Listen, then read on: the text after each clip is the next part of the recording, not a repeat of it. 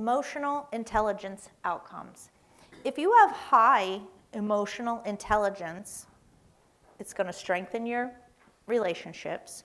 You're adaptable. In the definition, it says you're agreeable. I disagree with that because I would not call it agreeable. I would say that you are open to conversation and communication to reach an agreement. Yes, but not that you are agreeable. Flexible and mature. The term often, and I heard this yesterday afternoon, that is associated with agreeable is doormat. We don't want to be a doormat. We want to have open, healthy conversations. And what happens if you have a low EI? You're risking your relationships, right? And how do you see that? If you have a low AI, give me an example of lacking social cues. Yes, that's a good one. And we're going to talk about social cues later today, and you'll have a low EQ. You can have it that way, or you can have it the opposite way, where you're so stubborn and so staunch that you're not open to hearing anything else. So it can be two opposite ends of the spectrum. Yeah, we can't please everybody all of the time. And the fear-based piece of it is true for both ends of the spectrum, right? Whether you're a people pleaser or you're extremely stubborn, you can fear a lot of different things. You can fear losing control on the one side, or you can fear losing someone. And we're going to talk about that today, too, in our conflict management styles. There are some pillars of emotional intelligence. I consider first is self-awareness, the yellow section. The knowledge of how you feel and what motivates you. And I'm sure that we've all met people who are very self-aware, and we've all met people who are not self-aware at all, right? So you're having a conversation with them, and you're talking about something, and halfway through the conversation, they've already made that judgment, and you can see it all over their face, right? They don't have that self-awareness. The self-regulation, the ability to regulate their emotions. We've all met people who can regulate emotions, and we've all met people who cannot regulate their emotions. There are people, when you share anything with them that is a concern, they're going to take it from here to here in 0 to 60, right? They don't know how to regulate that. And a lot of that is based on our past, our experiences, our history, and a tremendous amount is based in our childhood and any traumas we've experienced, the way that we've been raised. If we were raised by someone that could not regulate emotions. I was raised in a household where I had one parent, my father, who was amazing at regulating his emotions. And my mom, who struggled tremendously to regulate her emotions. My father, if I was in trouble, his voice became softer. And he would say, Michelle Lee. Oh, when that voice was soft and he said Michelle Lee, I was like, oh, I've disappointed him. Oh, no. And it broke my heart, even as a teenager, because of the way that he dealt with me. But when some small infraction would happen and my mom couldn't regulate, and she would elevate her voice for something small, I, as a teenager, put up that barrier. I shut down. I wanted to fight back, but, most people raised in my generation, we knew better. So I would shut the door. But I came out of a previous marriage where there was physical, spiritual, emotional, financial abuse. And so I said, I am never getting married again. I put a lens on every relationship, like, how can I choose the right person, because I didn't the first time. So then when I met my husband, God put my husband in front of me, and it's an amazing story that I hope I can share with you one day. But he put my husband in front of me, and I was like, no, that didn't happen. God's not telling me that this is the person for me. And then 6 months later again, God put him in front of me. But as we started dating, I started putting a lens on the relationship based on my past relationship. But I could see that he wasn't behaving in that way when things would come up. And I was like, ooh, I had been to a Christian counselor, and when I started dating my husband, I was like, it's time for me to go back, because I did have enough self-awareness, even with my past traumas and things, to know that I needed to get past me judging him by somebody else. So our communication is really important, but our self-awareness is even more important, because if you don't know what you don't know, then you can't fix it. The third one is empathy. Empathy. How can we take a view of the other person and empathize with their standpoint? That doesn't mean that you have to agree with it, but you can try to understand it. Decision making. The ability to make responsible choices and accept their outcome. And social skills, being able to create and maintain healthy relationships. And we're going to look at each one of these individually. So awareness of one's emotions. How many of you feel like you are aware of your personal emotions when they come up? Can you recognize them? Can you name them? One tip to help you recognize them, and this is important in so many aspects of emotional intelligence, is to press pause.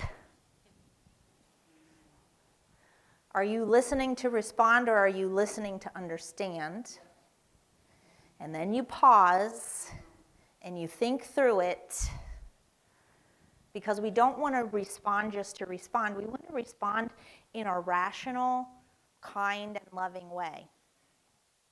There's a sociologist by the name of Brené, and she was a professor at, I think, the University of Texas.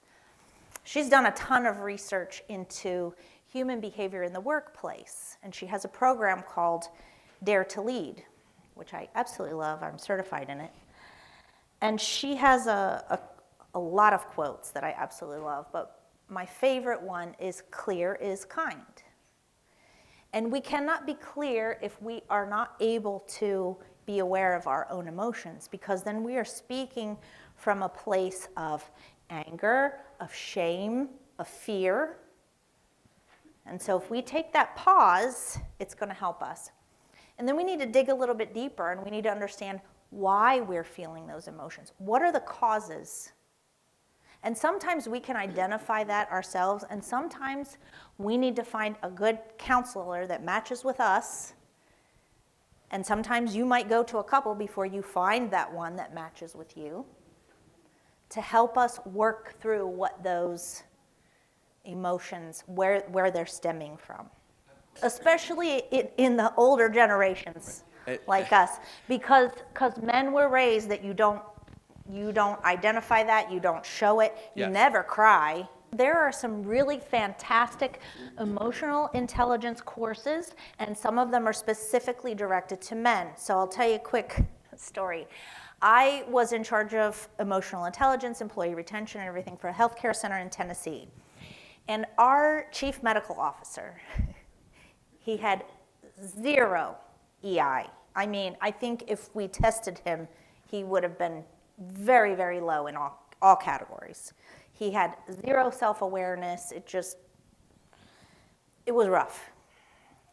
So he was talking to me one day, and he's like, I don't understand. I make the nurses cry. I make the CNAs cry. And I said, can I give you some tough feedback?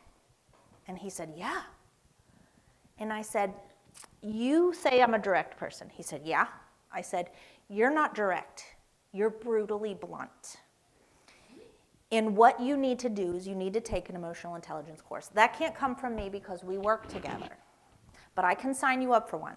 So he went. It was 3 weeks long, but there were breaks in there because he had to do his job, and it was an online Zoom class.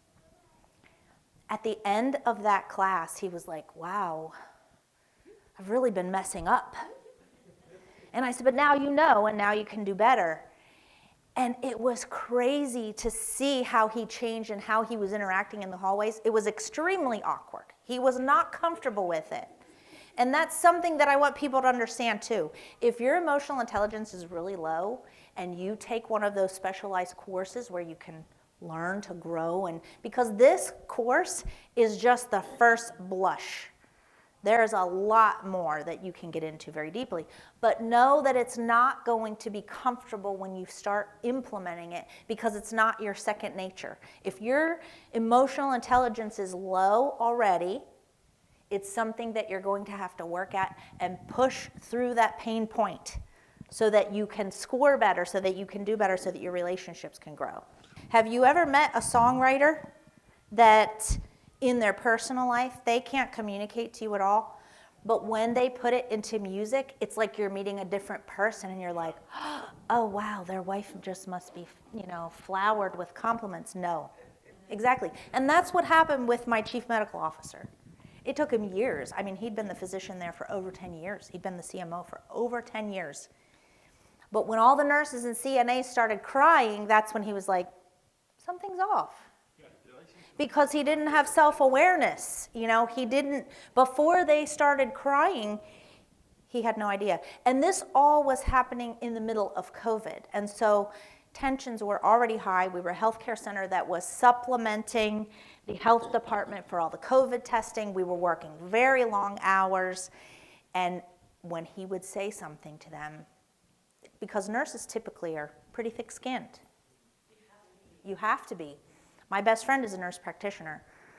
She's this big little southern girl with blonde hair, and she's the toughest woman you're ever going to meet. All right. So I think we've probably talked through a lot of these already, but awareness of one's emotions. And these are just some statements that you can look through. I have a hard time when. When I think of my childhood, and these are just to help you. I feel blank right now. I do also have an emotions sheet, Lisa, that I can send to you, because for people that really have a very hard time identifying what their emotions are, sometimes after a conflict happens, you can sit down, and I know to some who are aware of their emotions, this might sound really silly and simplistic. But for those that cannot identify their emotions, you sit down and there is a full 8.5 by 11 sheet of paper with columns of emotions. And you can circle those about what you were feeling. Because it's not that easy for everybody, right? And a lot of what our conflicts come from is fear and shame. And when we have shame, oftentimes we mask it. We don't want anybody to know how we're feeling about that. We hide it. And when we name it, this is the Brené Brown sociologist that I was talking about, she said when we name our shame is when it disappears. That's when it dissolves. And I can attest to that in my personal life, because I had a lot of shame around what I was allowing to happen to me in the abusive situation. And there were things that I didn't even talk to my counselor about because I was so ashamed. And when I finally said, years later, to my counselor, I'm ashamed of this, the counselor said, I don't want to minimize what happened to you, but what you're sharing, I hear about abused women in almost every case. And I was like, wow, it took me years to say it. I had wrestled with it so much, and then when I finally say it, the counselor says, oh yeah, that's common. So when I started my ministry with women who've come out of abuse situations, they started sharing it with me, and I was like, wow, that's really true, that these things have happened to all of us. And then we learn to turn that into helping somebody else. This might shock you, but most of the women that I work with are coming out of Adventist abusive homes, and it's not Seventh-day Adventist abusive homes, and there's no alcohol associated. The frequency of abuse within faith-based communities, including the Adventist Church, is the same rate as outside.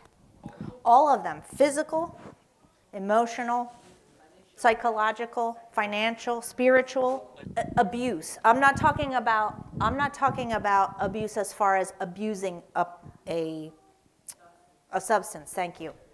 No, I'm talking about abusive marriages. A lot of it is about how you were raised, right? And you know, when you and I were kids, it was a very different world. Now, it's a lot harder to say we don't know what we're doing because people talk about it. We have resources. At that time, you didn't talk about it. You didn't go and get any kind of mental health support. You know, there were a lot that we can look back now and say, wow, they didn't have the resources. But today, we do have the resources. And today, it's much more of a conscious decision than it was when we were kids, right? When I think of future plans, and my mood improves when. These are just some things to think through. Okay, emotional self-regulation. Do you know what you do to help regulate your own emotions? Are there things that help you? Yes. It is okay to step away from a situation that is highly emotionally charged for you when you know that's how you need to decompress and calm down and settle down. You're going to take a beat, and then you're going to go back later and revisit it. Thank you for sharing that. That's bravery, but it's so true. And when we name it and we say these things are okay, we help somebody else. Usually I frame it with something just because I talk a lot. And I'll say, listen, I just need a few minutes to think through this if I'm in a place where I cannot go somewhere. But a lot of times I need time to process what's been happening. I have two different ways of self-regulation. One way of self-regulating with my husband, and one way of self-regulating with conflict with outside people, right? And sometimes when I talk about the topic that I talk about, there will be men in the room who are there looking for their wife who exited an abusive situation. And so I really have to be careful about my self-regulation in those instances because it's a very dangerous situation sometimes. There was one meeting that I was having. There were over 1,000 people there. It was a lot of local church leaders that were there learning how to implement a program of abuse response within their church. We knew that there could potentially be some safety issues for those of us, the two of us that were presenting that weekend. So my husband, he's a pastor now, but he's former law enforcement, former SWAT. He said, I'm going to do security for you guys. And we ended up telling the people that were coming in, at this point in the day, we're going to lock the doors of the church. The church holds thousands of people, an Adventist church in Tennessee. And we're going to lock the doors. We will have somebody at the table that's letting people in and out, but everybody was checking in. Everybody was registered because we had threats in advance. And my husband was the one at the table at this instance, and this man came to the door, and he says, I'm here to register, so my husband lets him in. My husband is not a small guy. He's a big guy. Has anybody here met him at the women's retreat? Yes. He's not a small guy. He looks like a football player. And he lets the man in who is this big around, right? So he's brave to approach my husband in this way. And then he gets to the registration table. My husband goes around behind the registration table and he says, actually, I'm here to find my wife. And in he goes. Now, my husband is trained, and I've never seen anybody self-regulate like my husband does. He's amazing at it, and I guess you have to be when you're former SWAT. And he quickly notifies the guys that were inside the church doing the security with him. And so instead of engaging this guy, they're watching, they're right by, and my husband, who is certified in something called verbal jujitsu, he's talking to him and gets him out. Now, the wife wasn't there. She wasn't even in attendance, thankfully, for her sake. But there's a lot of different kinds of situations where we have to respond in various ways, right? We have to regulate ourselves professionally, personally, publicly, sometimes in different ways, and sometimes we have to stay quiet, and sometimes we can remove ourselves. But it takes a lot of self-awareness to be able to determine, how do I need to regulate, how do I need to respond in these different situations. If my husband were here today, he would tell you, he says, when I get upset, I work on the car. So I am one of 6 girls, I'm the 4th. And my dad taught me and my second sister how to work on the car. And so my neighbor, which you can't even see his house in Tennessee, I live in Pennsylvania now, but my old neighbor in Tennessee, he was an older gentleman. We went to church together. He was like an uncle to us, and his wife, they were just amazing. But he would tell on me. So if I was upset, I'd come home and I'd be like, I'm going to change the brakes on my minivan. So I'd be out in the driveway working on the minivan, and he would call Zeke, and he would, in his southern accent, he would say, brother, your wife's under the hood again. And Zeke would say, it's all right. She's got it covered. I changed the alternator on my minivan one day.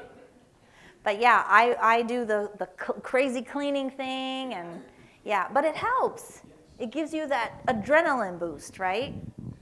You know, when we take that pause, one of the things that can really help us with regulating ourselves is to think about the relationship that we have with that other person, whether it's work, whether it's church, whether it's home, and what our common goal is. Because when we think about that common goal and we start thinking a little bit outside of the box, then we take ourselves out of that brain that's highly charged in that moment. Okay, what is the number one factor in emotional self-regulation? Our thoughts. It's the story that we tell ourselves, right? Right? Because so many times when we have a situation and we become emotionally charged, we're telling ourselves this story about the other person, what the other person is thinking based on what they said. Words are very important to me, right? I write blogs. I actually just finished my book. It's got to go through the editing process. And words are very important to me. And so when someone else uses a word that starts my spidey senses, I'm like, oh, what did they mean by that? And I have to catch myself, because what my perceived intention from them is not necessarily their intention. And so when we're listening to them, we have to ask clarifying questions. And sometimes we need to step away before we can come back and ask those clarifying questions. Sometimes we need to actually logically think through it and then come back and talk to them. But the story that we tell ourselves is often where we start getting into that really emotional. Yeah, and I'm going to say this several times today. Behavior is a language in and of itself. So even though everybody in here speaks English and maybe some speak other languages, you also speak another language that you didn't even know, and it's your behavior.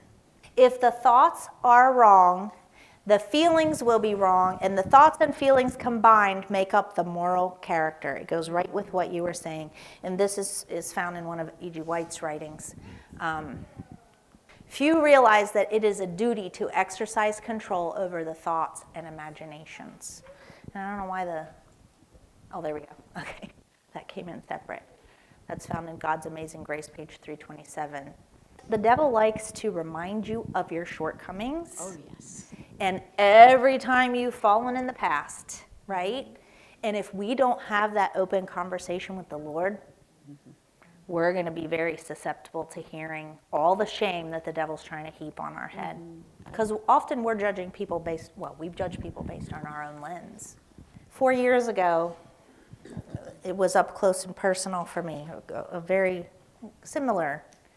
My daughter, when she was 13, she made this declaration that she wanted to go into the Marine Corps. I was like, wow, no, No. So she graduated from high school, and she's like, Mom, I'm going to go into the Marine Corps. I said, please give me a degree first, and if you still feel the same way, then I'll support you. Okay. So she went to college 2 years. COVID hit. 2 weeks after everything closed down for COVID, our home was destroyed in a tornado. And all the classes were online. She was dissecting a pig on our dining room table on a Zoom class. And she said, I can't do this anymore, Mom. I can't do this. The college had offered, because of COVID and the tornado, that anybody currently taking classes, that they could drop out and not have any repercussions financially from it. And she said, I'm dropping out. I can't do this. I'm going to talk to the Marine Corps recruiter. So my husband went with her, and they talked about everything, and she did her testing, and she scored so high that she qualified for this financial analyst position, and she goes off to boot camp. I had my first panic attack ever. And I haven't had one since. And she was almost done with boot camp. At the end of the Marine Corps boot camp, they have something called the Crucible. And we knew that she was supposed to start the Crucible at 2 a.m. on a Thursday morning and end it on Sunday. And I was a single parent for a long time, and I said to my husband, something's off. The Lord's telling me there's something wrong. And he's like, well, let's pray. So at 2 o'clock in the morning Thursday, this was Wednesday night I was telling him this. 2 o'clock in the morning Thursday, I wake my husband up. I said, let's pray, because she's supposed to be starting the Crucible, but something's wrong. So we go all through the day Thursday, and on Friday afternoon, I get a phone call. My daughter on Wednesday night had broken her pelvis in 2 places. And she begged them to let her go through the Crucible with a broken pelvis. And they said, no, it's too much of a liability on the Marine Corps. So they put her into the medical unit. She was 20. She turned 21 while in medical. She was in medical for 3 months. They gave her the option to quit. And she said, I'm 21 years old. I know what I want. This is what I want. I've dreamed about this since I was 13. But they only had x-rayed half of her hip. So they only knew about one of the breaks at that point. She actually had the other side broken. So after 3 months, the other side had actually not healed, but they didn't know it yet. And she told them that she could go back and finish. So they put her in the week before the Crucible. She did that all with her left side of her pelvis still broken. But she was so determined, and her thoughts were so trained on what her end goal was.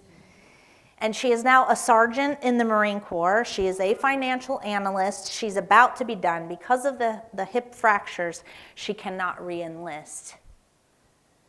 But she made it to sergeant in 4 years, which is very rare, because of her mindset. She was trained on that end goal, and her goal was to become a sergeant in the Marine Corps. And we just, 2 weeks ago on Monday, went to her promotion ceremony for sergeant. And it's all about what our thoughts are. That is mental fortitude. Yeah. That's what gets us through the tough times. I get a toothache, and I'm like, let me lay down for a while. What is our motivation? The ability to attain intrinsic motivation. Contemplating objectives, learning to enjoy tasks for their goodness, doing things out of love or obedience to God. Not because we're going to get credit, right? But just because it is the right thing to do as a Christian. Okay, so let's talk about some motivational verses. Whatever you do, work at it with all your heart as working for the Lord, not for human masters. Because if you think about it, we're daughters and sons of the one true King. And when the one true King asks us to do something, that's our motivation, right? Because often we think about it as like, oh, what if the governor called and asked me? What if the president called and asked me? That's probably not a good example right now with the politically charged things going on, right? But what if the king called and asked me to do something? We would want to do it to the best of our ability. We would want to be prepared. We'd want to have a plan. We want to make sure we have the end goal in mind and all the steps to get there. And God is calling us to do certain things, and we need to be approaching that with more vigor than we approach anything else in our life. In 1 Corinthians 15:58, therefore, my dear brothers and sisters, stand firm. Let nothing move you. Always give yourselves fully to the work of the Lord, because you know that your labor in the Lord is not in vain. More motivation, right? If we're laboring for the Lord, our work is not in vain. Trust in the Lord with all your heart and lean not on your own understanding. Proverbs 3:5. I think a lot of times we can lose our motivation when we are putting our own personal lens on the ministry, on the work of God, on what's going on. Because when we look inside of our churches, we are all flawed people, showing our flaws, interacting in a flawed way. And when we lean on our own understanding, we are lacking motivation. Maybe I need to go to the church down the street instead of working out my issues in my church. And sometimes, don't get me wrong, sometimes it is better to find another congregation if the fit is not good. But I would say that's the last resort instead of the first one. We need to lean on God and not our own understanding. And Jesus looked at them and said, with man this is impossible, but with God all things are possible. Matthew 19:26. Procrastination is a whole other topic that I find so interesting. It's very... It's a very interesting topic. And there are things that you can do to combat procrastination. I work with executives who are procrastinators, and there's a lot of things you can do to combat it, but the story of Abraham. Can somebody look up Hebrews 11:8-12 and read that? Obeyed and went out, not knowing whither he went. By faith he sojourned in the land of promise, as in a strange country, dwelling in tabernacles with Isaac and Jacob, the heirs with him of the same promise. For he looked for a city which hath foundations, whose builder and maker is God. Through faith also, Sarah herself received strength to receive seed, and was delivered of a child when she was past age, because she judged him faithful who had promised. Therefore sprang there even of one, and him as good as dead, so many as the stars of the sky in multitude, and as the sand which is by the seashore innumerable. How does that motivate us? Do you have something in your life that you're waiting on the Lord for?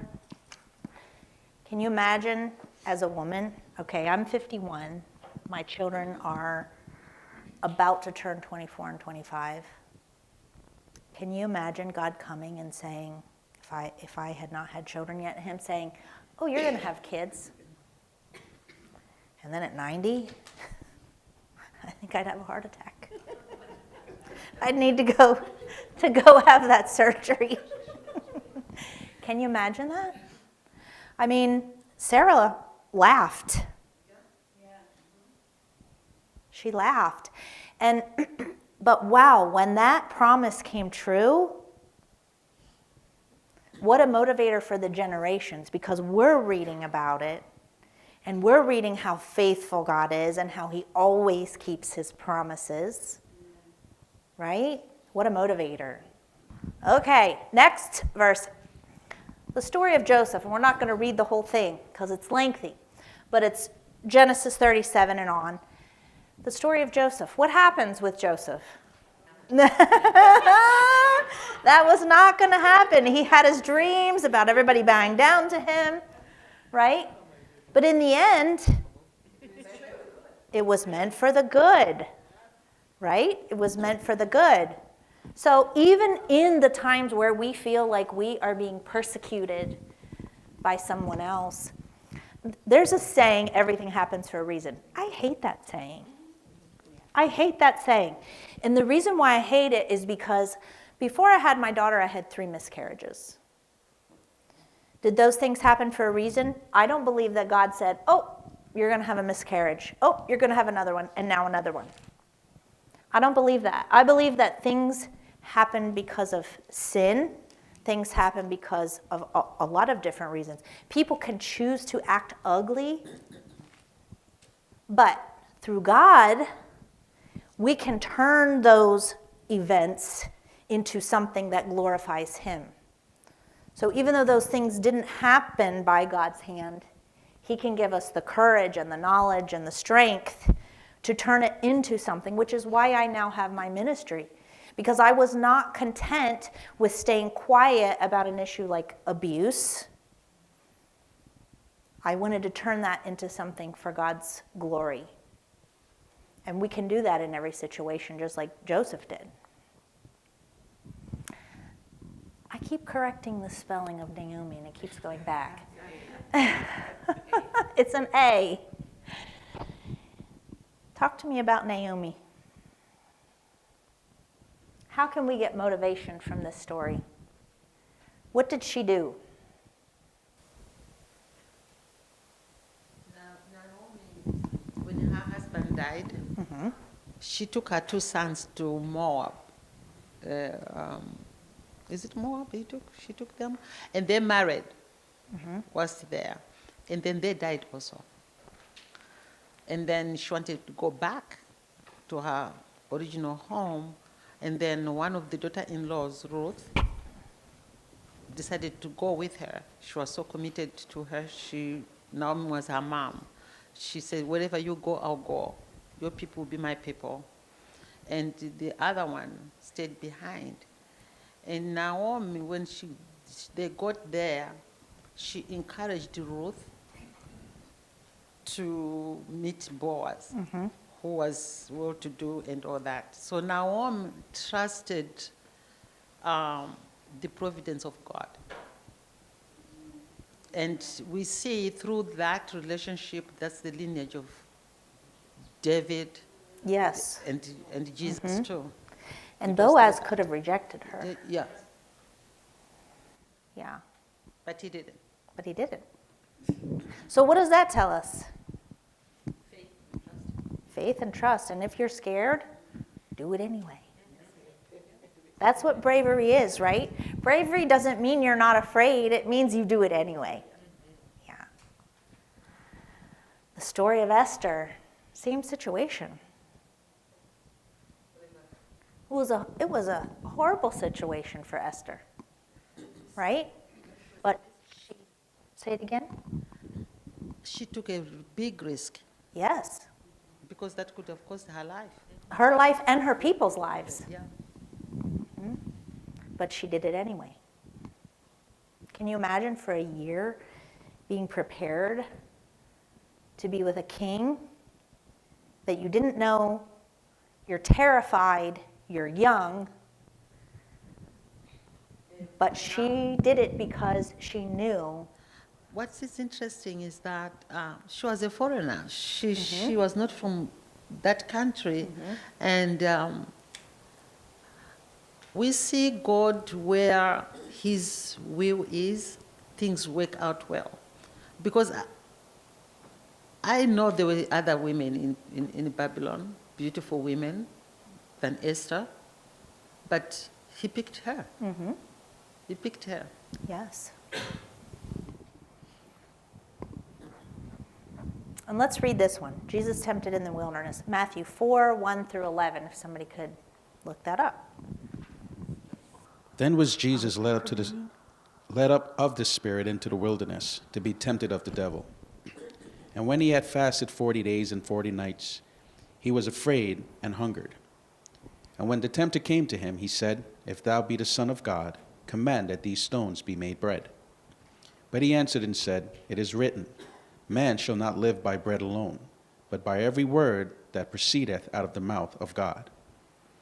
Then the devil taketh him up into the holy city, and setteth him on a pinnacle of the temple, and saith unto him, If thou be the Son of God, cast thyself down, for it is written, He shall give his angels charge concerning thee, and in their hands they shall bear thee up, lest at any time thou dash thy foot against a stone. Jesus answered and said unto him, It is written again, Thou shalt not tempt the Lord thy God. Again the devil taketh him up into an exceeding high mountain, and sheweth him all the kingdoms of the world, and the glory of them, and saith unto him, All these things will I give thee, if thou wilt fall down and worship me. Then said Jesus unto him, Get thee hence, Satan, for it is written, Thou shalt worship the Lord thy God, and him only shalt thou serve. Then the devil leaveth him, and behold, angels came and ministered unto him. So what kind of motivation does that give us? He was in the wilderness for 40 days. He fasted. He was hungry. And the devil comes at him at his weakest physically. And he still withstood that test. And we read, I need to find the verse, that everything is in the Bible for a reason, to teach us, right? That's a verse in the Bible. And these stories are there so that we know, look, Jesus did this as fully man, but also fully God. He, at his physical weakness, he still rejected the devil. That's there so that we know we're not starving for 40 days, right? We're not fasting for 40 days, but we have God to be our shield, our armor, right? And that's how we can do it. We can't do it by ourselves. We need the Lord. And isn't it humbling to think about what Jesus did for us on many levels? On many levels. We have somebody up here with a comment too. That's his strength. God is our strength. We cannot do it alone. We can't do any of this alone.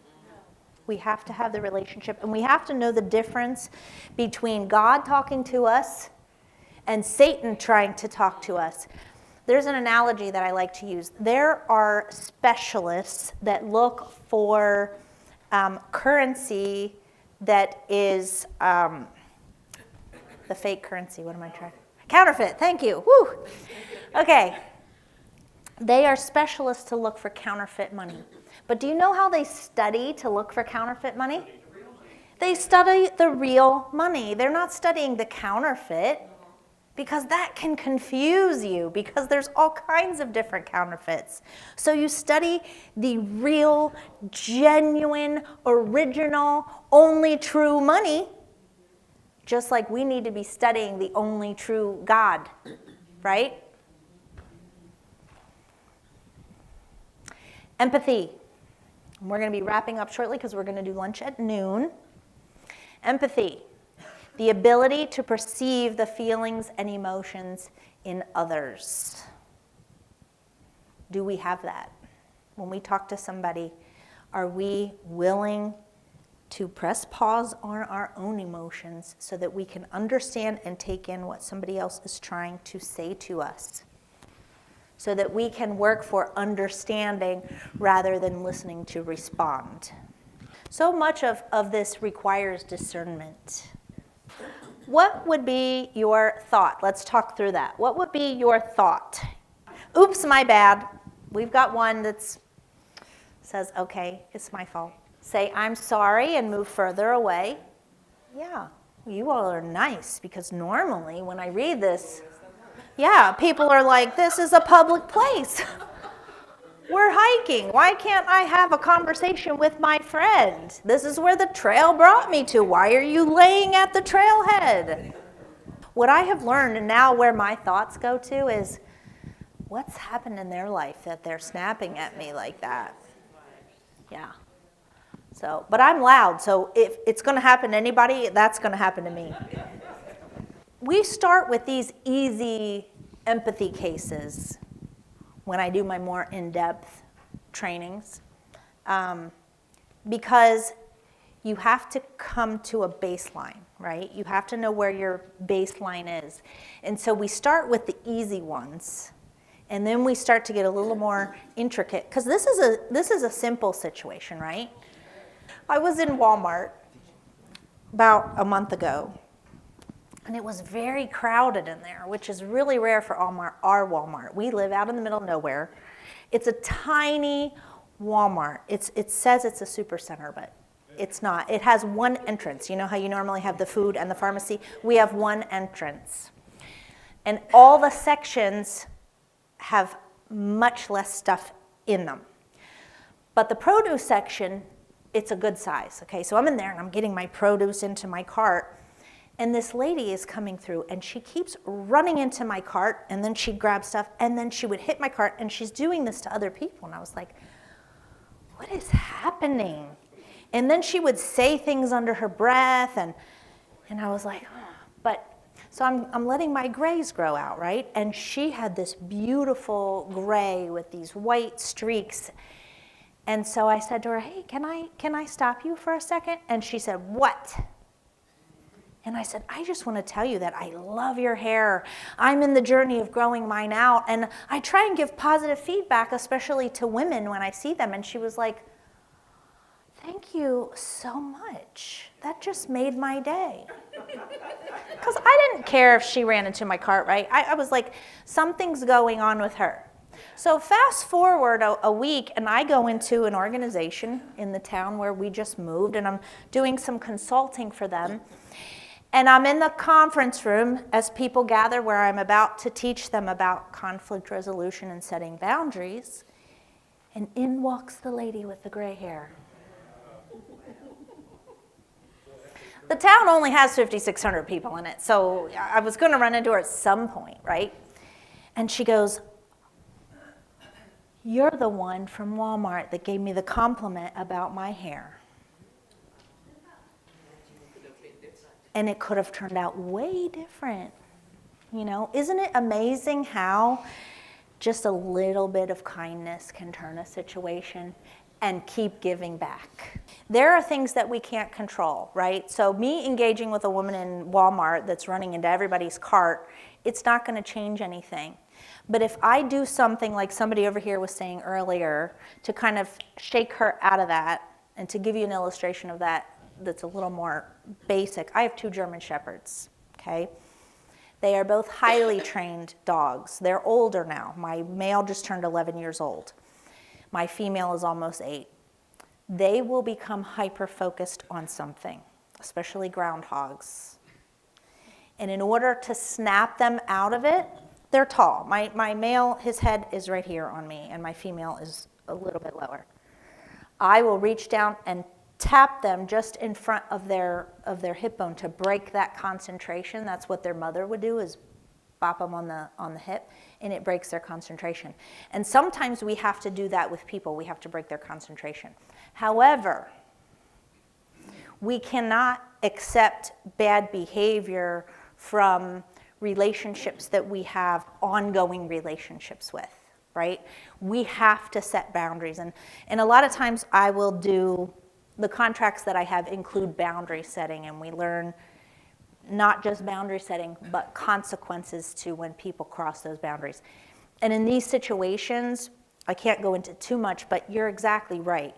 We have to know when it's appropriate to set our boundaries and how to handle it when someone crosses those boundaries, because it's extremely healthy for us to have those boundaries. But sometimes in our interactions, we can't put a boundary in place.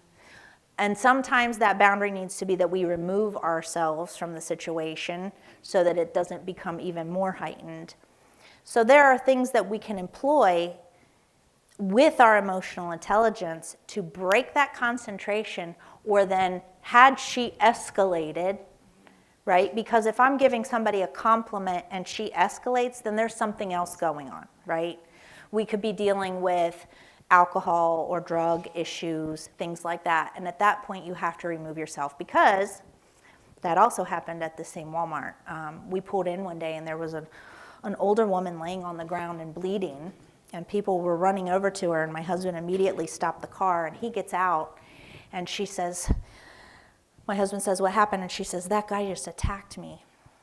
So there's a woman on the phone with 911. My husband goes as his, SWAT self, and I'm like, please don't go over there.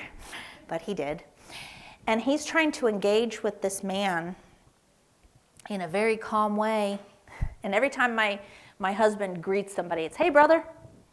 And then he'll talk to them. Well, the guy didn't appreciate this at all. He knew what was going on, you know. He knew that my husband was trying to stall him until the police got there. And then more of the story came out, and it was actually her grandson, and there were a lot of mental health issues that were happening.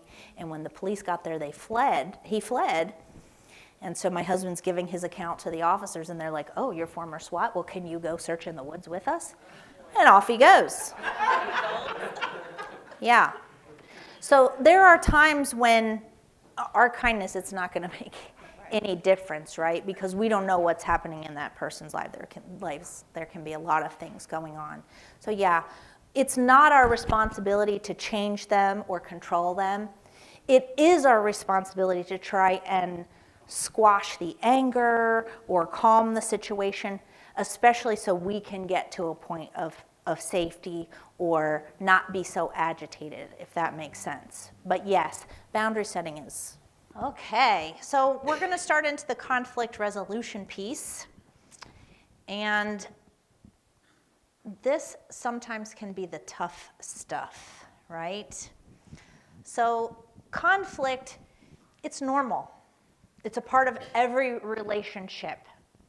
My grandfather used to say, and I don't know if this is a quote from somewhere or if it was just something that he said. He said, "If there's a marriage where two people aren't disagreeing, one of them is not needed." He enjoyed having healthy debate. He was, for many, many years, the chaplain of the Maryland State Penitentiary. And he gave Bible studies at all hours of the day and night whenever the warden would allow him to come in to share with the inmates. And as we got old enough, he would take us in with him. Now, I was not allowed to go into the Bible studies because I was a girl. But at 12 years old, I could go into the visitation area, and so he would take me in there.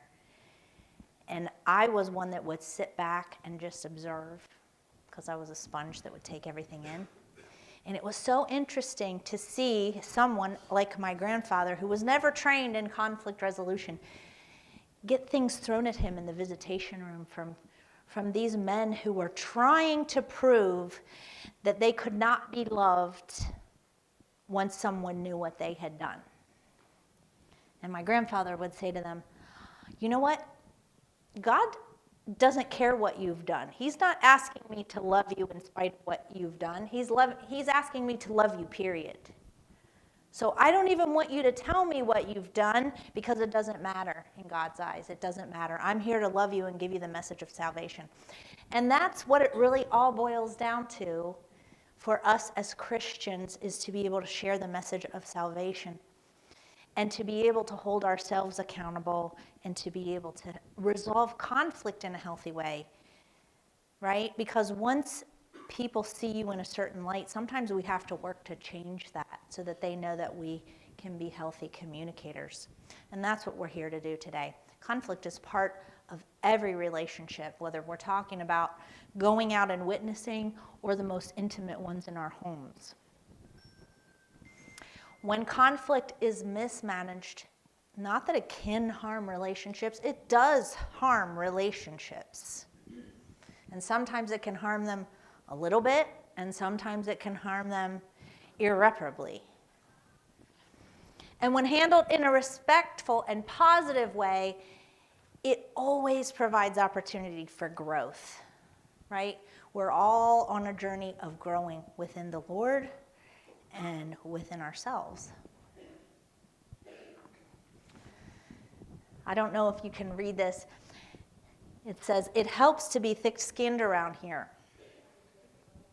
Sometimes when you start in a new place, let's hope it's work and not a church, right? You'll see that people have on their armor. And if you're familiar with Brené Brown's work at all, she talks about being armored up. And if somebody's armored up, it gives us a pretty good indicator of what's happening in that organization, whether it's a church, whether it's somebody's home, whether it's your work environment, People are protecting themselves from a toxic environment that's going on. We can't always control what happens to us, but we can control our response. This is how I raised my kids. There's a lot of stuff that happens to us. And we can either choose to live in the mess, or we can choose to, through the Lord's help, rise above that mess, to learn, to grow. There was a book that you had mentioned. What was the title of it? The mess one. Oh, cleaning up your mental. Cleaning up your mental mess. We have to make a choice to consciously move out of the mess, to reach for help, to seek the Lord first, to come to him in prayer, to ask for guidance. And then we have to be ready to put the practical steps into place. We have to be ready to listen and follow through. Okay, now, just like we did this morning, we are going to learn this afternoon what our conflict management style is. And this is a shorter one. Can somebody help me pass these out? It would be good to take it for your spouse to give them feedback, because we do have those blind spots in our own lives. And so it's good to do a self-assessment so that we can become more self-aware. The 15 statements correspond to 5 conflict management styles. To find your most preferred style, total the points for each style. The style with the highest score indicates your most commonly used strategy, and the one with the lowest score indicates your least preferred strategy. However, all styles have pros and cons, and we're going to talk about each of the styles and the pros and cons. So it's important that you can use the most appropriate style for each conflict situation. Okay, so I want you to tally up questions 1, 5, and 7. Okay, now I want you to tally up questions 4, 9, and 12.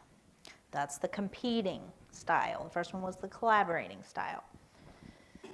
For your avoiding style, am I going too fast? Yes. Okay. So the first one is 1, 5, and 7 for your collaborating style. The second is 4, 9, and 12 for your competing. Everybody there? Okay. What was the second one? Second one is competing, and it's questions 4, 9, and 12. Okay, and your avoiding style, 6, 10, and 15. Tally those questions up. And don't worry, you don't have to share what your style is. This is for you, for your growth and learning. For avoiding style, it's 6, 10, and 15. For accommodating, it's questions 3, 11, and 14. 3, 11, and 14. And for the compromising, it's questions 2, 8, and 13. 2, 8, and 13. So let's talk about the collaborating. This one we call the owl. Owls highly value both their goals and their relationships. They view conflict as a problem to be solved and seek a solution that achieves both their goals and the goals of the other person. Okay. Have you ever met anybody that is an owl? Can you think of somebody? You're an owl. And I think we may have different styles in different situations too. So I think we need to be aware of that. So there's pros and cons of every style, right? And in this style, in the collaborating style, the pro means that you're trying to get everybody's needs met. You're trying to collaborate with them. And we're going to talk about win-win later. Sometimes it's more like lose-lose because nobody really gets what they need. But in this, it's people that tend to think outside of the box to try and ensure that everybody's needs are met. But the con is that it requires intense focus, and sometimes it takes a lot of time And it definitely takes a lot of effort. So somebody that's in my line of work, I have to function as a collaborator when I'm doing some mediation somewhere, because I also do mediations in organizations. So I have to function as a collaborator where I take what does the organization need and what does the employee need. And we have to find something that fits both. Avoiding. So collaborating can butt heads with the avoiding, because the collaborating wants to talk about it. They want to get everything out in the open. But the turtle, what does a turtle do when they get scared? They go in their shell and they hide. Now, there are times, yes, when we do need to retreat from a situation. Like you were saying earlier, what's your name? Jerry. Jerry? Yes. So sometimes we need to remove ourselves from a situation. Sometimes we need to stay silent in a situation. So sometimes we might be a turtle in a certain situation where we wouldn't be in others, and we are avoiding it. And sometimes that is healthy and sometimes it's not healthy. So the pros of that is it can be useful to diffuse a very intense situation, because we're just going to remove ourselves, because we know that if we keep moving forward, we're not going to get anywhere and it's going to make things worse. The cons are that it can be looked at as if you really don't care about what's going on. Oh, you don't want to talk about this. You're leaving the situation right now. It can be misinterpreted or correctly interpreted that way, because sometimes maybe that is what's going on. So we have to be really careful in those instances. And a lot of times, it's the communication that's key. If we preface it with, I need to step away. I need some time. I'm really hot under the collar right now. So let's just give it a moment, and then we'll pick it back up later when everybody is more calm. The shark. It's the competing viewpoint. And that shark is valuing their own goals over the relationship. So this one really tends to be in conflict with all of the other styles, right? The pro is these people do very well in sales. They do well with getting the contract, but they often damage relationships when that approach is taken on a personal level. There are tests for your styles for both your personal and professional, because you can have two different styles. And there's a lot of personality tests that will test for what you're like at work versus what you're like at home also. Is that like the Briggs-Myers? Yeah, like the Myers-Briggs. Yeah. I'm dyslexic. Exactly. I am one of the very rare personality types for a woman. I am an INTJ, which is 1% of women. 1%. And it's funny because I usually find the other INTJ women. What is? It's Myers-Briggs. And there is a free version of it online if you wanted to find it and take the Myers-Briggs test. The DISC assessment is the one that really splits out your professional versus your personal approach. I really like that one. Accommodating. And I think you were touching on it earlier today. Sometimes when you are accommodating, you can lose yourself. So you can maintain the harmony in your relationship, but is it really harmonious? Is that really the best thing in the relationship? Is it really a win-win situation? A relationship is not 50-50. It is 100-100. Because there are days when I get up that, man, I'm struggling. And I am not even giving it 10% that day because I am emotionally drained. And my husband has to come with his 100%. And then there are days where he gets up and, man, he's been through it that week.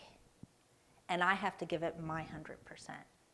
Because if I'm saying, you know what, I'm sorry, I'm only giving it my 50% today, you're out of luck, I'm not going to support you. Is that what marriage is about? No. No. But the nice thing is that I know that on my days, he's got me, and on his days, I've got him. And most of the time, we're getting up and we're both giving it our 100%. But there are those days where I can tell you I'm not at my 100%, or either is he. And sometimes we get up and neither one of us are at 100% because we both had a really rough week. And that's when we know we have to take our time apart to go spend time with God. And it doesn't have anything to do with each other. It's just that we have been through it, right? Everybody has a lot of life stuff going on. And there was one year where we were just knocked down and knocked out with everything that was going on. Things that were going on my side of the family, things that were going on his side of the family, with sicknesses and deaths and really toxic behaviors. And thankfully, we have a very strong marriage and a very strong relationship, and none of it was, us, but we were dealing with all of these outside things, and we were struggling personally during that time. But with our relationship, we weren't letting things inside of our picket fence, right? So basically, in Emotional Intelligence 101, I learned this in the very first emotional intelligence class I attended when I was 20 years old, and it still sticks with me today. You have to have a heart-to-heart with the person that is continually venting about the same issue and nothing is changing. There's a frustration level, but there's been no step to resolve anything. And so you as a husband have to approach it very gingerly, and you have to share, listen, I've been hearing you, and put it in your own words, of course, but I've been hearing you, and I'm not trying to fix it. I'm really trying to let you vent. But at some point, if we're not going to take a step to change the situation that frustrates us, we have to stop talking about it. We have to accept it. We have to accept it. So your choice either is you make a change or you accept. And the acceptance is almost never going to happen, because if it's a frustration, it's a frustration, right? And so sometimes it's difficult. Let's throw a scenario out there. Let's say you are at work and you have a boss that harasses you just through toxic behavior, nothing that is illegal, right? But something that is very emotionally draining to you by the way they speak to you, by the judgments they make, by the tone in their voice, very condescending, very judgmental. And there are people that are afraid to go and talk to human resources. They talk to their boss, and their boss brushes them off. And they're afraid to take that next step because they're afraid of retaliation. And then they might look for another job, and they can't find one, and so they're stuck in this situation, but they're not willing to take it to the next step. And so it's just this vicious cycle that just keeps happening. And you can have that in your personal life too. And it could be a situation between a daughter and a mother where the mother says things like, have you gained weight? Let's use that example. Oh, have you gained weight? You were much thinner the last time I saw you. Things like that. I mean, these are real scenarios. And you can have the conversation and it can still keep happening. And so then you have to decide, where's my boundary? And sometimes you have to put a boundary in place, and in a situation like this, your boundary might be, Mom, I cannot talk about my weight every time I see you. If you're going to talk about my weight, I'm going to have to go. You know, it might be something as simple as that. And either the person wakes up or they don't, and they continue their toxic behavior. And then you have to be ready to actually do the action that you said you were going to do. So I think it is okay to have your wing woman. Okay. Except in certain situations. So for example, if I'm going and complaining about my husband to somebody else, I don't think that's okay, right? That's a conversation that he and I need to have. But if I'm having normal life stressors, to go talk to my girlfriends about it is very normal and healthy for a woman to do that, to have her tribe. That's the word that we're using now. We have our tribe, right? Yeah. And that's normal and appropriate. But what I don't want to do is give somebody a different view of my husband, because I am giving them a snapshot in time of my frustration, which is not who he is. And it's the same way for him. If he's venting to somebody else, he's giving them a snapshot in time of his frustration with me. They don't live in my house. They don't see the growth and the health of our relationship. And then they have a picture of our marriage that then they're wanting to go and spread and send gossip outside of the home. So it's not appropriate to vent about things about your spouse, unless we're talking about an abuse situation and you need help to get out. That's a different scenario. Okay, and the last one is the fox, the compromising. And this one is where the person that compromises is willing to give up part of their goal, and they're expecting that the other person is willing to give up part of their goal. They're thinking, we need to be a mirror of each other in order to reach a win-win.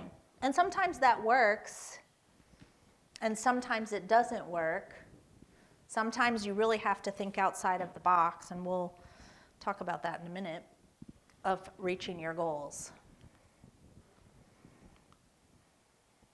Fundamentals. So why does conflict start in the first place? Because we have differing opinions, right? We have differing views. We look at everything differently. I mean, I could look at this carpet and say it's blue, and somebody else could look at it and say it's indigo. You know what I mean? And we could argue all day long about it. And don't even get me started about when churches want to change the carpet. That's a whole different topic.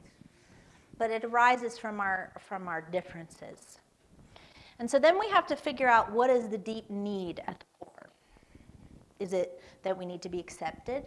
Is it that we have felt before that our opinions have not been listened to and I really need to be heard in that moment? We need to figure out where the need is coming from, because that really helps us understand where the conflict is coming from. We need to recognize that both sides of the argument are legitimate. Both viewpoints are legitimate. When you're talking to people who are in a conflict and you are the mediator training says believe both sides. Operate as if both sides are telling the truth, even if they are opposite. You have to operate as both sides are telling the truth. And then you walk through the mediation process. It's a survival tactic. And we shouldn't put ourselves in a survival situation long term. Sometimes we have to employ that. If we are underage and we're living in our parents' house and we have to employ that tactic, we have to survive, right? But as a grown adult in my 40s, I didn't have to survive my mother anymore, right? I needed a friendship with her. I needed her to transition from the mom of a child to the mom of an adult. And there's still things that you need your mom for when you're an adult, but it's very different. I didn't need her to control my life. I needed her to complement it. And so now that's the role that I have with my kids, and I'm constantly checking in with them, for the health of our relationship. And I have a great relationship with my kids and with my 2 stepdaughters that I call my bonus daughters, because I don't consider them step.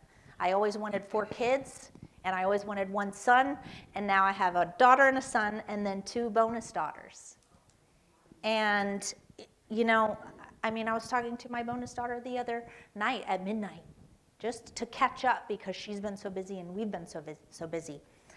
But we are constantly doing those temperature checks, like, am I providing healthy mentorship for my kids? Because it's no longer about momming them and I don't want to impose my opinions on their life. And we have conversations, and when they ask for my advice, I gladly give it, but I'm not going to use extortion as a way of controlling them into looking at a situation like I do. Even with my children, with their father. Their father was very abusive to me, and after the divorce, the abuse transferred to them in a very big way. And they haven't seen him in years, and he recently texted my daughter and asked if she wanted to get together for lunch because he's coming to her state where she lives. And she was like, this is so weird. What do you think? Tell me what I should do. And I said, she's almost 25. And I said, I can't tell you what to do because I have a bias, right? How do you feel about it? What do you think? Do you want to have lunch with him? Because I have told them forever, their relationship with him has nothing to do with my relationship with him. Because at the end of the day, when I'm on my deathbed, I have to feel good about how I guided them. And I'm going to have to answer to God one day for how I guided them. And so I need to have my conscience clear. And if they want to have a relationship with him, they know what the history is. They know what the experience was. They know what the danger was. All of it, which was horrific. And they need to make that decision. So we can't allow somebody else as adults to put us into that survival mode, if that makes sense. Yeah. Yeah, absolutely. Yeah. Right, absolutely. Yeah. Okay. I'm going to get through these slides because I want to get us to, there's a slide I want to get us to. I don't know how far it is. But successful conflict resolutions depends on your ability to manage your stress and your emotions, to remain calm, to pay attention to the feelings that are being expressed and respect those, and be aware of and respectful of the differences. Okay, we're getting to it. Here's our toolkit. Okay, we need cooperation, right? We need to be willing to look at things differently than what our preconceived ideas are. I want to win, and I want you to win. That's how we should look at it. Because what we're trying to do is preserve the relationship, whether it's your spouse, your biological family, your work relationship. You're trying to preserve a relationship. So you want to be able to win, and you want them to be able to win. And you want to talk about your underlying needs. I want you to look at this picture. I'm going to leave it up there for a couple seconds. What did you see? You saw a man. You saw something crawling here. Mm-hmm. You saw a man. Most people see a man. You saw a hand. Okay, so let's go back. Now, do you see? The ear is actually the body and head of a woman. And then the collar is her dress below. She's holding a baby? Yeah, holding a baby. And then what looks like his hand on his chest is also a dog. Uh-huh.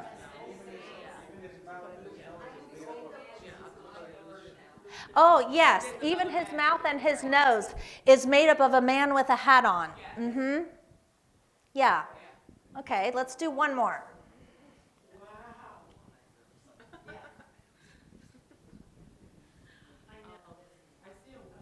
You see a woman. Is it an old woman or a young woman?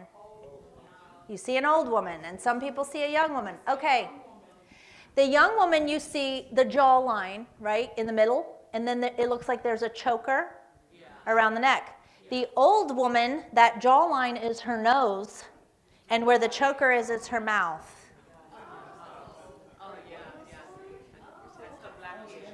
And she's got the very black curly hair, yes. Do you see it? Which one do you see? Uh-huh. Of the jaw. Okay. So that jaw, when you look at the chin, that's actually the tip of the nose of the old woman. Yeah. Mm-hmm.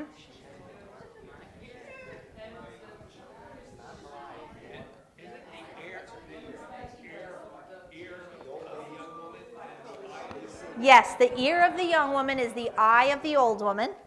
Yes. Uh-huh.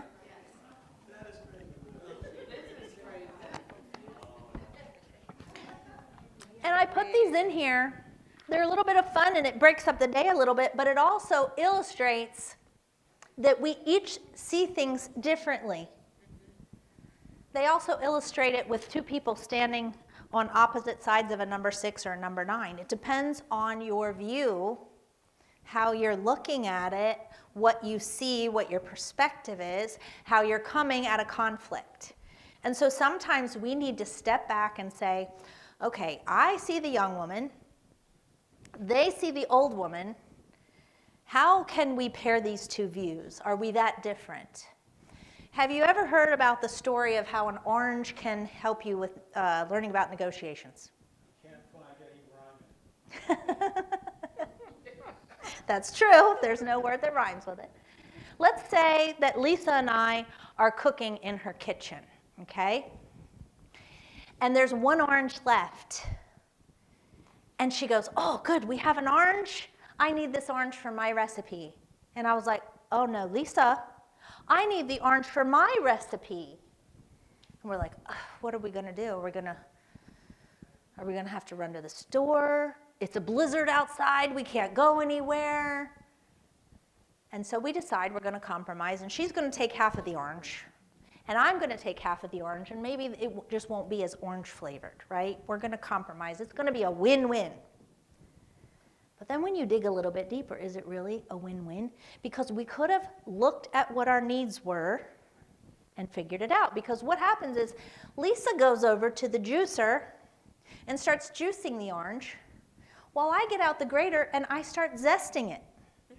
And then she goes, wait, do you need the juice of the orange? And I said, no, I only need the zest of the orange.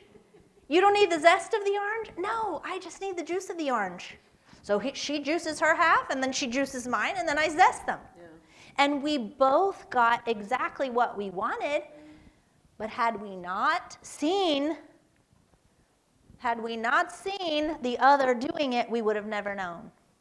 And it's as simple as that when we approach negotiations. Sometimes our view and what we need complements what the other person's need is, and we don't even know it because we haven't dug into it. That's a win-win. It's a win-win. It's a true win-win. And we have to take that pause, like I was saying earlier, because when we pause and we start to think through it, we can often see it from a different angle. We have to recognize individual differences when we're reaching for that win-win approach. We need to be open to adapting our positions, right? Because if I put my feet in the cement and you put your feet in the cement, we're never going to take a step forward, right? So we have to be willing to adapt, and we have to be willing to share information. I know people that I will go in to do a mediation, and these individuals, I'll start talking to them before we go into the mediation, just to get a little bit of a background. And there are people that believe that they shouldn't have to share what they want, that the other person should just automatically know what they want. So if your spouse says to you, I want the living room painted, and you say, okay, what color do you want it painted? And she says, you should know me, Frank. And you go to the store and you tell Sherwin-Williams, I want the most coastal blue color that you have because I know my wife and that's what she wants. And you paint the living room coastal blue. And Lisa walks in and she goes, what were you thinking? Why did you paint this coastal blue? Well, Lisa, that's your favorite color. It's my favorite color for a car, but not paint on the wall. Why would you do that? You were doing everything to the best of your ability, but your spouse was not communicating correctly. So your target was moving, right? So we have to communicate clearly and upfront and not move the target so that we can have a win-win in our negotiations. And we need to learn to attack the problem and not the person. This is a tough one for people to separate. You have to separate the issue from the person.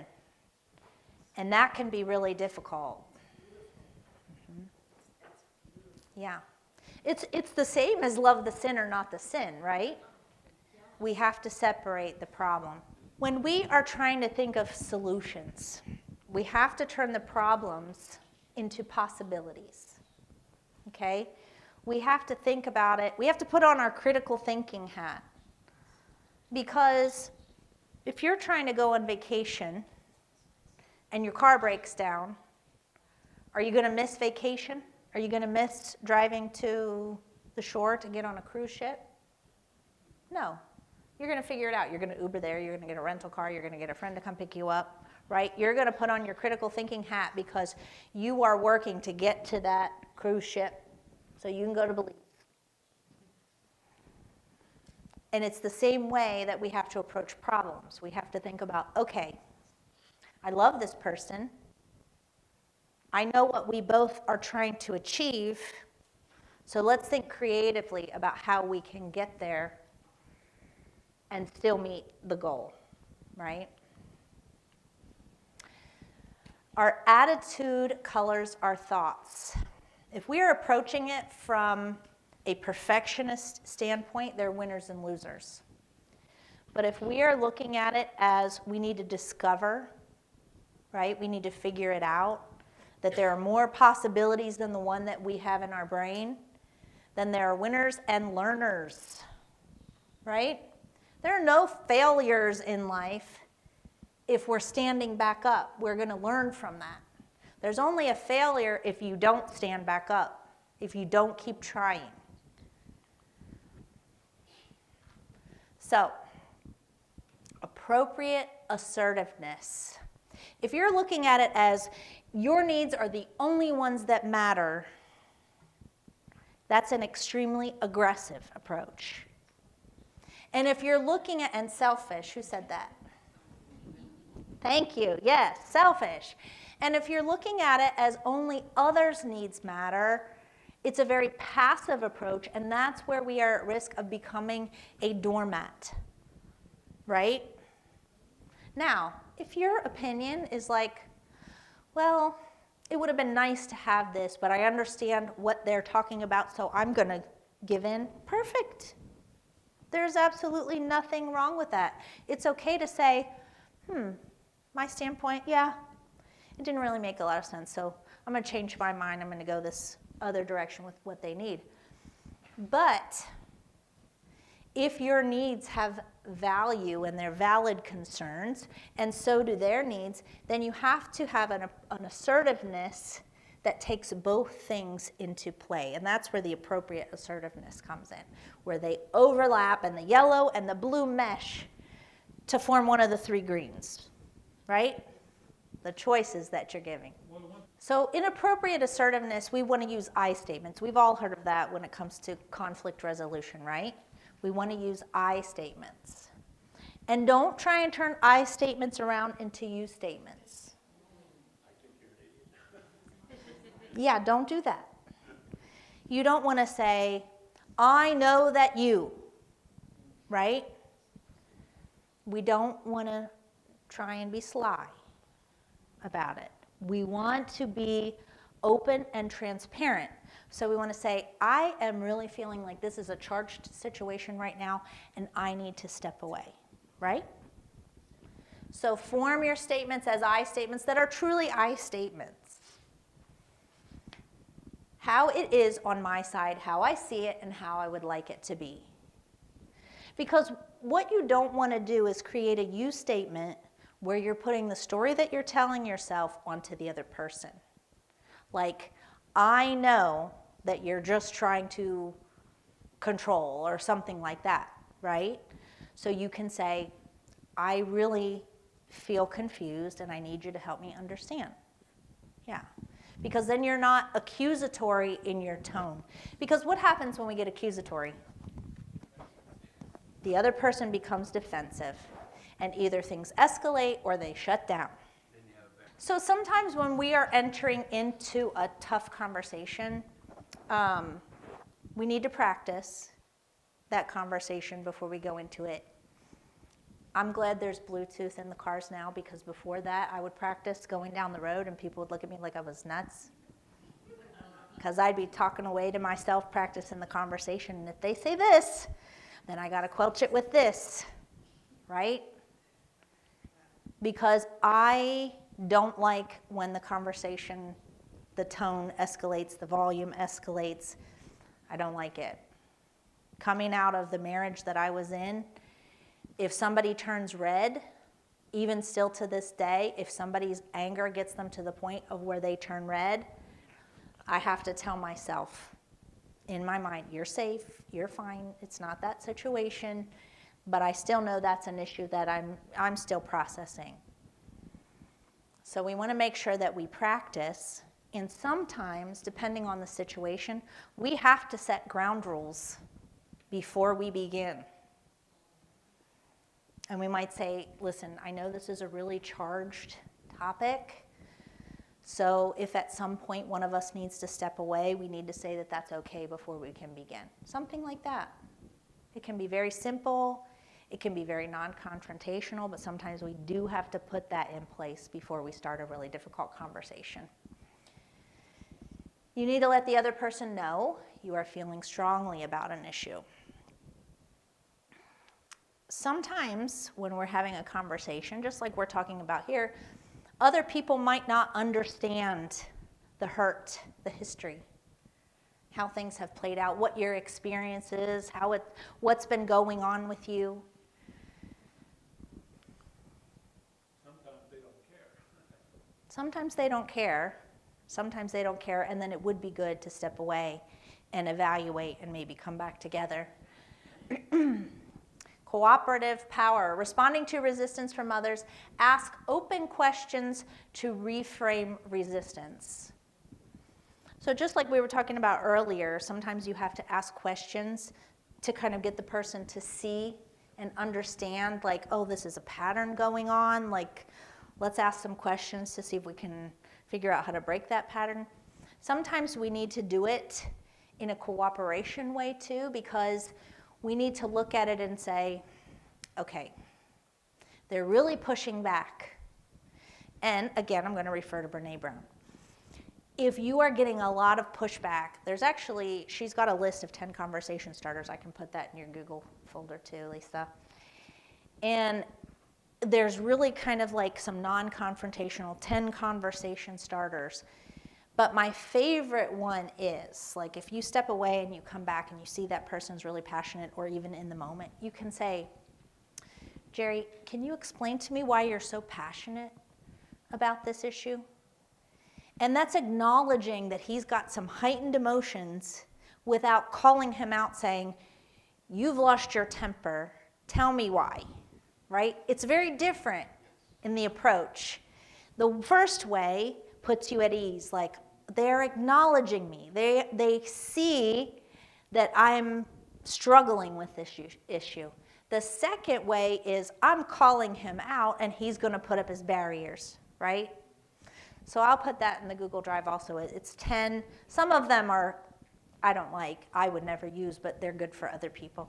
Yeah. Okay. Because sometimes you might have someone that monologues, and they're going to say the same thing over and over and over because they think by repetition they're going to change your mind because they've got a captive audience because you've made the agreement not to say anything, right? So we say, okay, for 5 minutes I'm going to make my case, and then for 5 minutes you're going to make your case, and then we're going to discuss it. And during that 5 minutes we're not going to say anything. But that's if you have someone that tends to monologue. Yeah, or filibuster, maybe I should call it.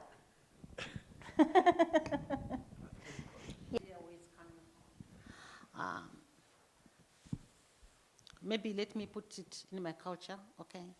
Culturally, African, an adult, a parent, does not say thank you to a child. In the old Yeah. time. Yeah. Now I wonder, is it the same in Haiti? That could be the thing, because culturally, in my culture, it's like now you're belittling yourself. Okay. It's seen like Yes. the parent is belittling himself.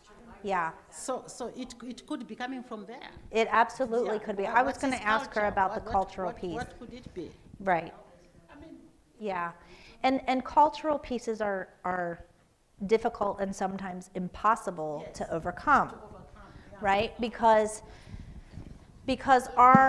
our wants and our desires are that we are appreciated, right? And sometimes having a conversation not in the moment can help talk through those things. So if you're trying to address this in the moment when you're serving him or cleaning up after him or whatever, it's not going to be well received. So have that conversation separately from the event. Oh, I do. However, when you're talking about culturally and generationally, sometimes as a person ages, it's much, well, when I was dealing with things with my mom, I actually called the Office of the Aging to get some assistance because the approach is extremely different, extremely different. So I would recommend, there's an 800 number to reach out to for the Office of the Aging. And they can walk you through some tips on not necessarily conflict resolution, but living peacefully with someone that has their very definite opinion. Because when I called, how they explained it to me, and I'm not an expert in this, but they explained it to me that a lot of times conflicts will arise in those situations because here's your father that's been independent and living on his own, and now he's living with his daughter. And so a lot has come up for him as well, where he's feeling like his freedom is now gone, he's relying on his child. There's a lot of dynamics that go into that. Yeah, embarrassed too, and pride. And so I would highly recommend, they will have a wonderful conversation with you. I called, I was getting help about the dementia and things like that because I really didn't know how to approach it. And they gave me some fantastic advice. And they said, call back anytime. They started a file. I mean, it was really great. So I would highly recommend connecting with somebody in your area. And they can walk you through maybe kind of how to approach those things. Because I'm definitely not the expert on the elderly care part of things. Yeah. Finding options. And we are at 3 o'clock. So I'm going to wrap up here with this slide. And redirect, move it to positive language. If you can change things from talking about it in a negative to a positive, have you ever gone through an exercise like that? Where instead of stating it in a negative way, you state it in a positive way? I can put some stuff in your Google file for that too. So I know we didn't get through all the slides, but this got through the basic side of things. I appreciate you all coming. And I hope that through today's conversation and information that you are able to take some of this back and implement it in your life. And I hope that the quizzes, that you take those, Google, share it with those people that you want to have those conversations with. Even if the ladies want to share it with their tribes. And then you want to sit down and have a conversation about, oh, our emotional intelligence, this is where we're at. I'll also link the Enneagram so that you can have those. Because what I find with the Enneagrams, when you have a group of women that you're friends with, and I'm sorry, I don't know if the men do this or not, because I don't think men sit around taking Enneagram tests.